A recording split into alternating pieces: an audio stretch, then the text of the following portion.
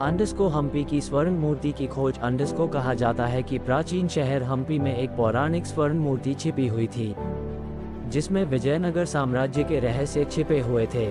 दो साहसी, राज और नलिनी, इसे खोजने के लिए एक खतरनाक यात्रा पर निकले। जैसे ही उन्होंने खंडहरों की खोज की, उन्हें दीवारों पर खुदे हुए रहस्यमय सुराग और गुप्त संदेश मिले। प्राचीन इतिहास के बारे में राज के ज्ञान और पुरातत्व में नलिनी की विशेषज्ञता ने रहस्यों को सुलझाने में मदद की।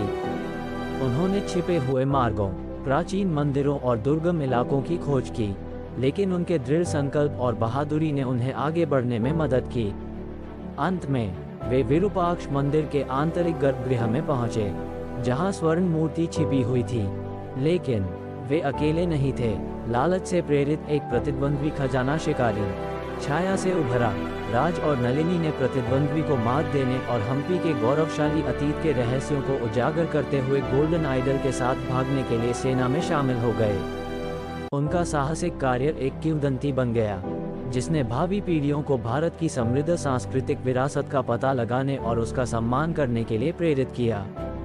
जैसे ही उन्होंने स्वर्ण मूर्ति को पकड़ा, राज और नलिनी को उसमें से एक अजीब ऊर्जा निकलती हुई महसूस हुई।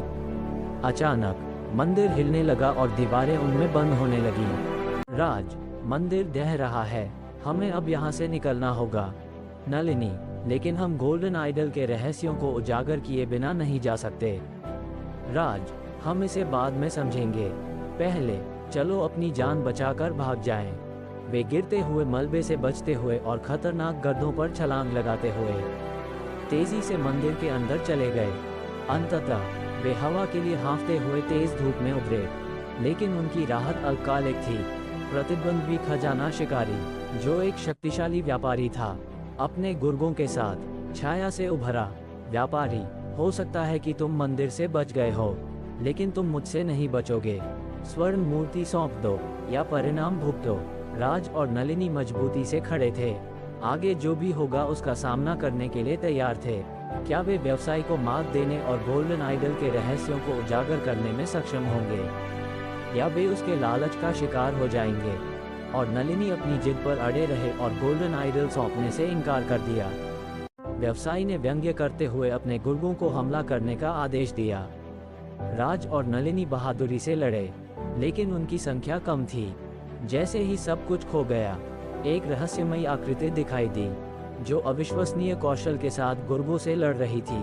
राज और नलिनी ध्यान भटकने का फायदा उठाकर गोल्डन आइडल को अपने साथ लेकर भाग निकले। जैसे ही उन्होंने खंडहरों की खोज की, उन्हें दीवारों पर खुदे हुए रहस्यमय सुराग और गुप्त संदेश मिले।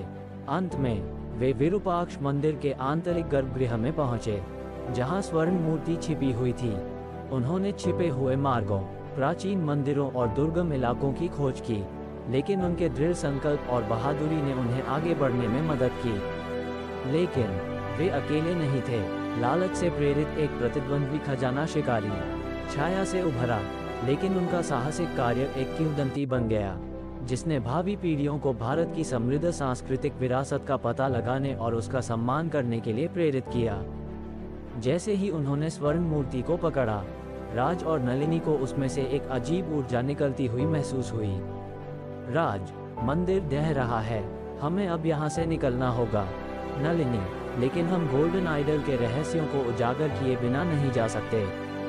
राज, हम इसे बाद में समझेंगे, पहले चलो अपनी जान बचाकर भाग जाएं। राज, हम इसे बाद में समझेंगे, पहले चलो अपनी जान बचाकर भाग जाएं। वे गिरते हुए मलबे से बचते हुए और खतरनाक गड्ढों पर छलांग लगाते हुए तेजी से मंदिर के अंदर चले गए। अंततः वे हवा के लिए हाँफते हुए तेज धूप में उभरे।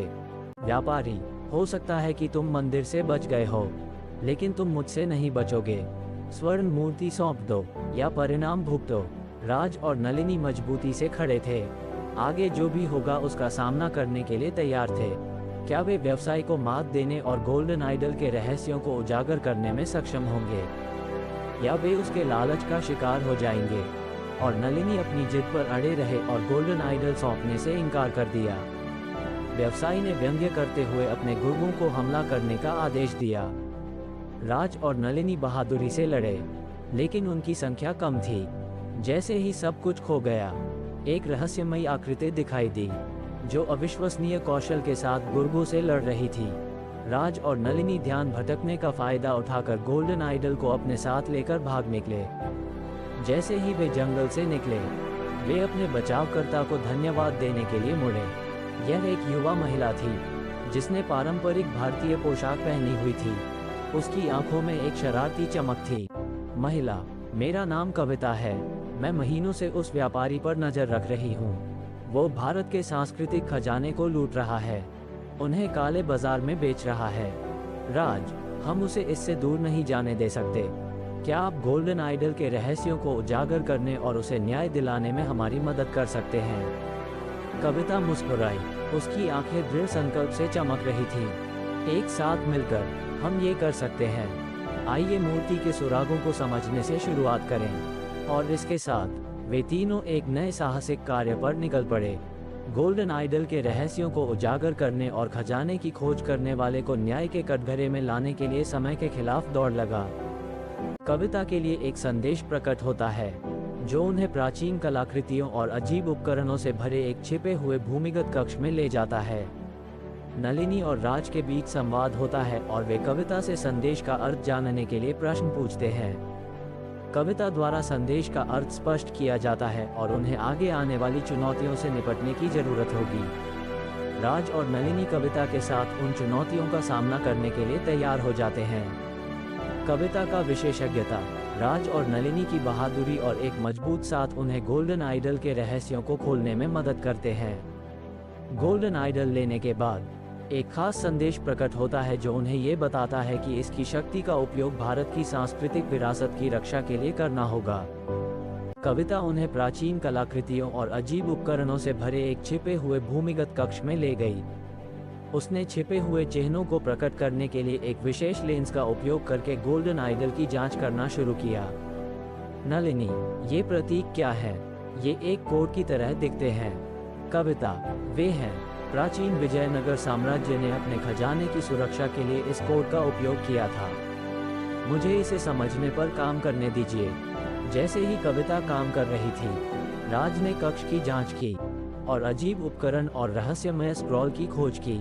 अचानक उसकी नज़र एक छिपे हुए पैनल पर पड़ी, जिससे एक रहस्यमय संदेश प्रकट हुआ। मूर्ति के संरक्षक से सावधान रहें। केवल शुद्ध हृदय और बहादुर आत्मा वाले ही पास हो सकते हैं। राज, दोस्तों, इसे देखो। तुम्हें क्या लगता है इसका क्या मतलब है? कविता, मुझे लगता है कि यह एक चेतावनी है। हम गोल्डन आइडल के रहस्यों को उजागर करने के करीब पहुंच रहे हैं, लेकिन हमें आगे जो होने वाला है उसके लिए तैयार रहने की जरूरत है। नलिनी, खजाने की खोज करने वालों और प्राचीन जालों से अधिक खतरनाक क्या हो सकता है? कविता गंभीर रूप से मुस्कुराई। मूर्ति का संरक्षक किंवदंती है कि एक शक्तिशाली इकाई खजाने की रक्षा करती है।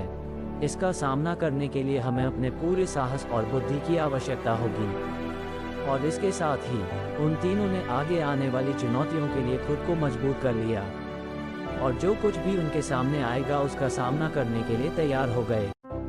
कविता की विशेषज्ञता और राज और नलिनी की बहादुरी के साथ उन्होंने अंततः कोड को समझ लिया और गोल्डन आइडल के रहस्यों को खोल दिया।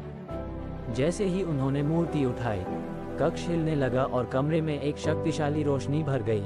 अचानक मूर्ति का संरक्षक प्रकट हुआ, भेदी आंखों वाला एक राजसी व्यक्ति और एक मजबूत उपस्थिति। लेकिन उन्हें ये देखकर आश्चर्य हुआ कि वो सौम्य स्वर में बोला, अभिभावक, आपने अपनी योग्यता साबित कर दी है। आपके दिल शुद्ध हैं और आपकी आत्माएं बहादुर हैं। गोल्डन आइडल लें और इसकी शक्ति का उपयोग भारत की सांस्कृतिक विरासत की रक्षा के लिए करें। गार्जियन के आशीर्वाद से वे व्यापारी और उसके गुर्गों का सामना करने के लिए तैयार होकर चैम्बर से बाहर निकले। लेकिन उन्हें आश्चर्य हुआ, प्रतिद्वंद्वी खजाना शिकारी को गार्जियन की शक्ति ने बदल दिया था। अब वो भारत के खजाने को संरक्षित करने के लिए अपने धन का उपयोग करने की कसम खा रहा था। राज, नलिनी और कविता हम्पी लौटे। नायक के रूप में उनका स्वागत किया गया। उन्होंने गोल्डन आइडल और अन्य खजानों को प्रदर्शित करने के लिए एक संग्रहालय की स्थापना की, जिससे ये सुनिश्चित हुआ कि भारत का समृद्ध इतिहास आने वाली पीढ़ियों के लिए संरक्षित रहेगा। उनका साहसिक कार्य एक किंवदंती बन गया। जिसने भावी पीढ़ियों को भारत की सांस्कृतिक विरासत का पता लगाने, सम्मान करने और उसकी रक्षा करने के लिए प्रेरित किया।